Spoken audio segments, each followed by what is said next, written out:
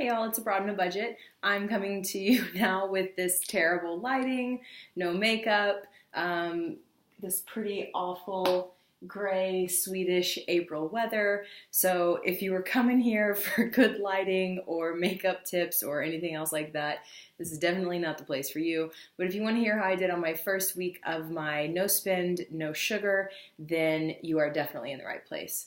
I just wanted to check in to talk about how I did for the first week where I'm trying to spend only 30 US dollars a week for everything that's not my fixed expenses. So absolutely anything outside of my rent, my gym membership, my cell phone, or my Spotify membership, I'm trying to keep it to $30 a week here in Sweden. I went over budget by $1.40. But this was a conscious choice. I had gone to the grocery store on Friday. So I guess just to backtrack, I'll link the video down below where I went over what I ate throughout the week, just so you can see what I'm eating on in terms of eating down my pantry and my freezer, and then trying to fill in the blanks with as little as I can get from the grocery store. I had gone to the grocery store on a trip for actually eating food that week. But then I had forgotten to mention this in the last video, but there was a sale on this like olive tapenade stuff that I eat absolutely all the time. It's about $3 a jar, and they randomly had a buy one, get one free sale. I've never seen this in the entire almost 2 years, over 2 years that I've been living here in Sweden, and I just thought, you know what, I just have to get this. I eat this stuff all the time, and it's 50% off right now. So I spent about $6 and I got 4 jars of that. That'll last me like 2 or 3 months. So I did get that. I did a quick grocery shop, and then I contributed my share to taco dinner, which was about $5. And what got me over my budget was going to the grocery store on Friday and just going there. I don't even know why I went. I think I just needed to pick up, something like an onion, maybe. I don't really know.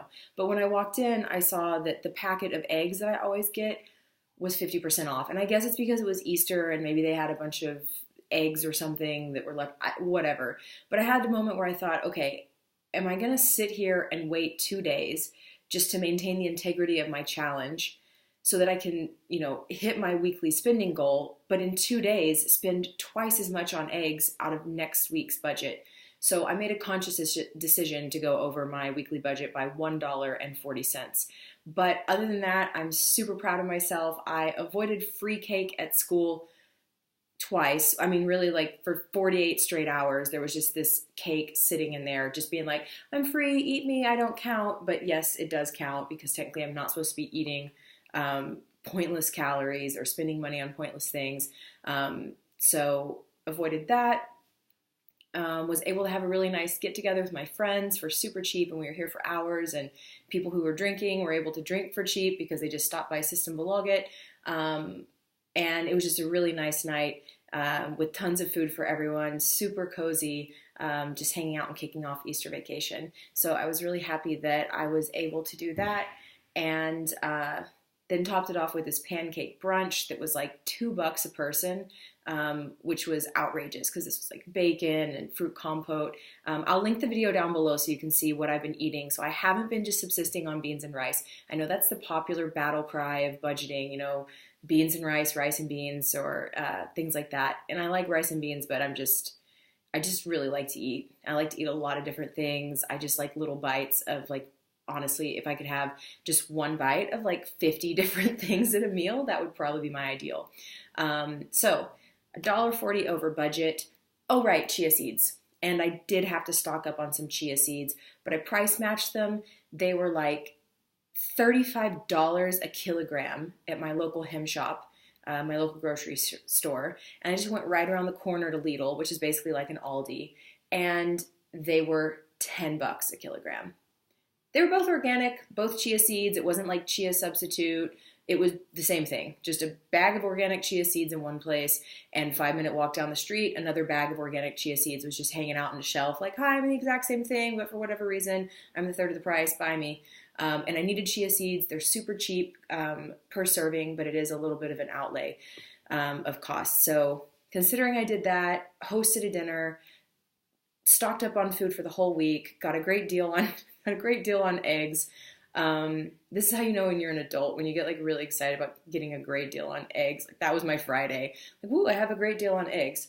Anyway, so $1.40 over budget. I'm feeling pretty good, but I do have to say, I didn't buy anything other than groceries. So I had a pretty fully stocked pantry.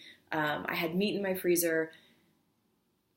I don't really know how this $30 a week thing is going to work if I have to do anything other than buy groceries. And I'm pretty sure that in a month, something's going to come up that's not just groceries. So that's where I am now. I'm feeling pretty motivated. It's the first weekend of my Easter break, and I'm feeling super relaxed. I'm hanging out with Nina Simone over here. She's my favorite singer. So in case you were wondering who this is in the background, I've been listening to a lot of Nina Simone lately, and just hanging out in my house and cooking and enjoying not working. It's been beautiful sunny weather. Today's been a little bit gray and cold, but I mean, it's Sweden. So if you can get like one sunny day out of 7, anytime between October and April, you just feel like you've won the lottery. So that's me. If you're doing any kind of a challenge right now, or a no spend, or trying to tighten up your budget, I hope it's going well. I'm pretty surprised at how well this first week went, but again, it's only been 1 week out of 4 weeks. A month is actually a pretty long time, so we'll see how this goes. But thanks for checking in with me. So far, I'm still feeling really optimistic about it. I have noticed also one other thing, that I really haven't been wasting any food. I feel super guilty because I waste food. Not a ton. I'm not like throwing out piles of food, but I just have a really small appetite. I love to eat a bunch of different things, and I always underestimate how much food is in food. And by that I mean, like, I'll get a cucumber, or I'll get a zucchini, or tricolor bell peppers, like, oh, I want red, green, and yellow. And I'll chop it all up and I'll think, yeah, I can eat this. It's like a piece of the vegetable, like one vegetable. And I'll like eat it all week. And by the end of the week, it's getting all weird. And there's still probably 2 servings worth of food. And then I feel like a giant asshole for wasting food. So what I've noticed that this week is basically I wasted no food. I made that trash can omelet where I just threw everything in there. I was thinking about the fact that, well, you can't go to the grocery store. So if you waste this is an opportunity to eat food that you've wasted. So I've definitely been like, it kind of reminds me of Templeton on, you remember the old Charlotte's Web?